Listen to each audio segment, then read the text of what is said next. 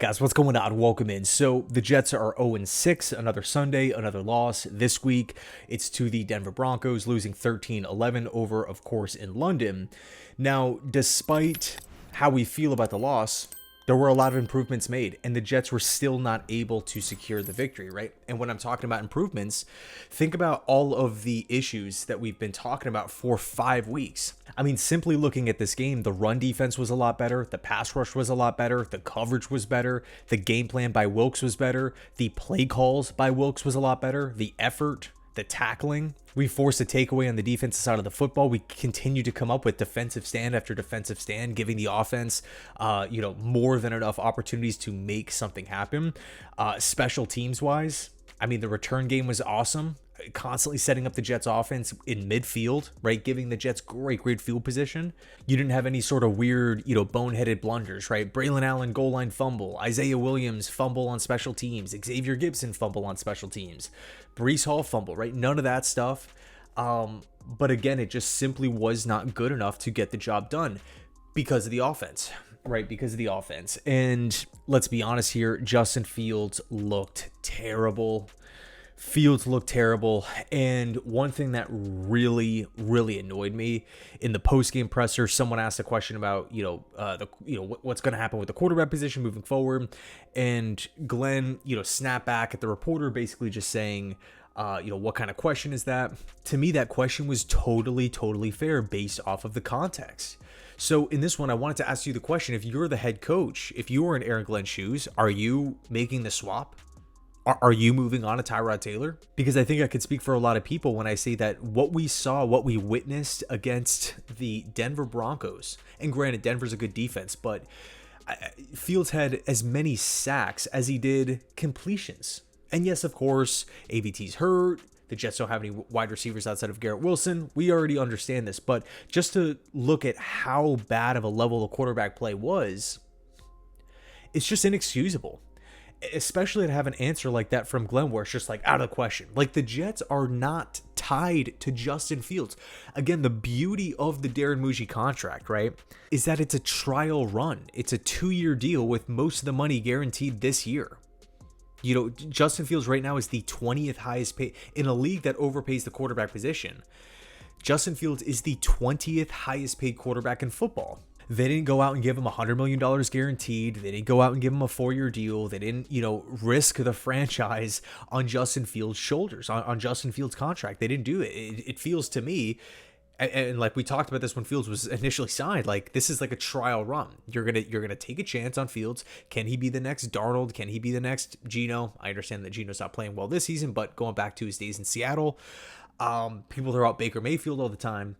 Can he be the next one of these first-round quarterbacks that has talent but has been inconsistent? We've seen some good, we've seen some bad, but can he really just get back on track with the new, with this new team? And if he doesn't, okay, fine. We'll probably have a high draft pick and we're going to move on then. We're not tied to him. So what I'm a little confused about is because Fields was not a draft pick made by Aaron Glenn, and it's not Zach Wilson. It's not a situation like that in the least. And I understand supporting your quarterback. I understand having the players back and everything. You don't want to kick a guy while he's down, especially in a press conference. It's not a good look when head coaches take a shot at their quarterback after a rough game, even if the quarterback deserves it. It's just not a good look around the league. It's not, it's not looked at highly, in other words. But you can be professional and leave the door open. You could say, I mean, Glenn could literally have said, I got to watch the tape. And that would have been, in my opinion, a more appropriate answer than what kind of question is that?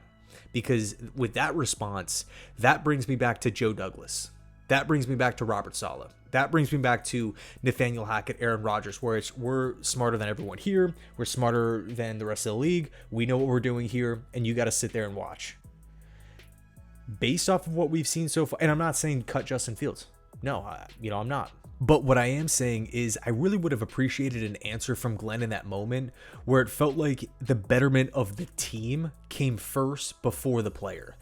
In other words, having a macro look on it, looking at the roster, with a wide lens, not this short term. I'm angry. I got to stick my heels in the ground and defend my guy Justin Fields. Like if Glenn said something along the lines of, you know what, the production today is just unacceptable. Like we can't win football games with the production like that. We got to go back and watch the tape. We're not going to leave any stone unturned. We're going to do our best as a staff to really put the best foot forward and make a decision on who's going to be the starting quarterback against the Carolina Panthers. We're not in a situation like Jalen Hurts in Philadelphia. You know, Philly's dropped a couple games. There's some internal noise. You have the wide receiver drama. You have Kevin Patullo drama. You have accuracy questions from Hurts. You have a lack of real overall success offensively. Like there's some questions there, but why it's so difficult is because Hurts just won a Super Bowl. He's been the quarterback there for quite some time. He's on a massive deal.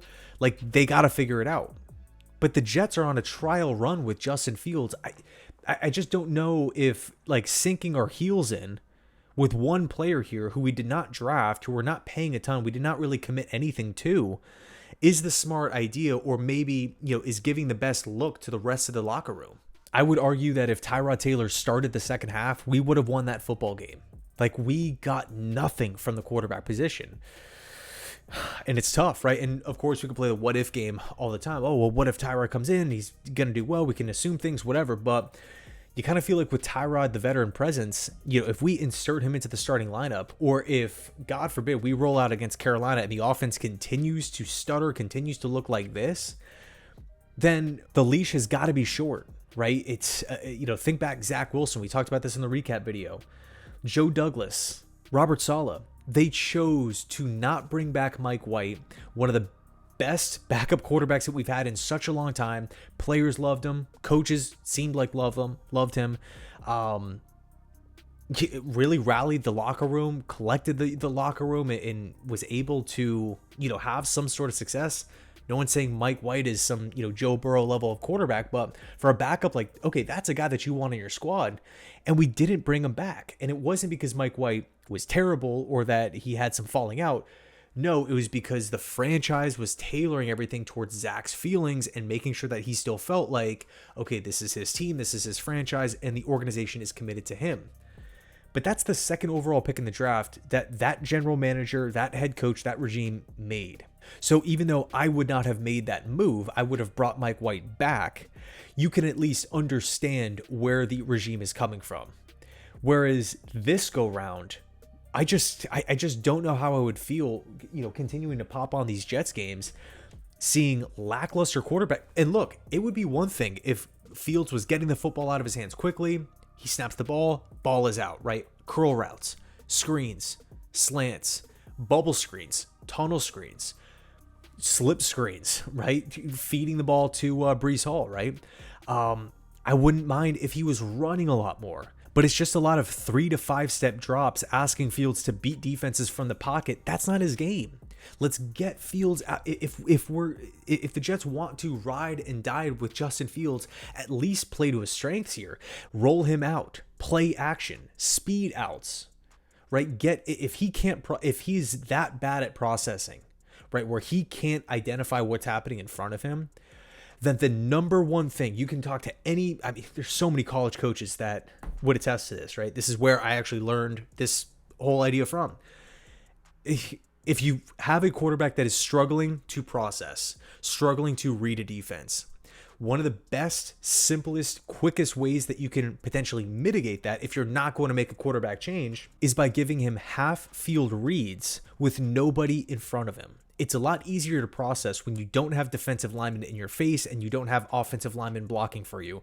Fields is at his best when he's outside of the pocket, whether he's extending the play, whether that's the design, where he can make, you know, kind of a 1-2 decision based off of like one defender. Like, you know, a lot of times you see like a corner or a safety kind of in the middle of coverage. Do I close on the short receiver or do I fall back and cover the deep guy? But with Justin Fields' legs, like that adds just like this whole other dynamic in the mix.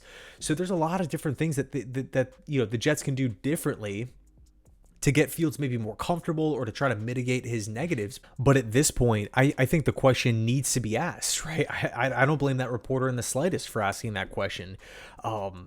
You know, as far as what the plan is moving forward at quarterback, because this type of quarterback play is not happening around the league. Yeah, there are other teams that really need help at quarterback, but is it this bad? Is it this bad?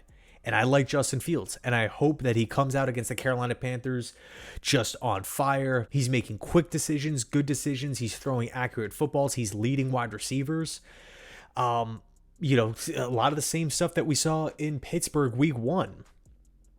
Right? I hope that's the case against the Carolina Panthers team. By the way, credit them. They actually had a really impressive win yesterday against Dallas, advancing to 3-3. But that's my hope, because Fields is going to be the starter. But if we start seeing this crazy sack game and just this 3-and-out, 3-and-out, 3-and-out, and the defense is performing well, then I have no issue whatsoever moving on to Tyrod Taylor. I have no issue at all doing that. You got this is the first year of Aaron Glenn. You cannot lose the locker room. You have to show the other players in this locker room that you are about putting out the best chance to win.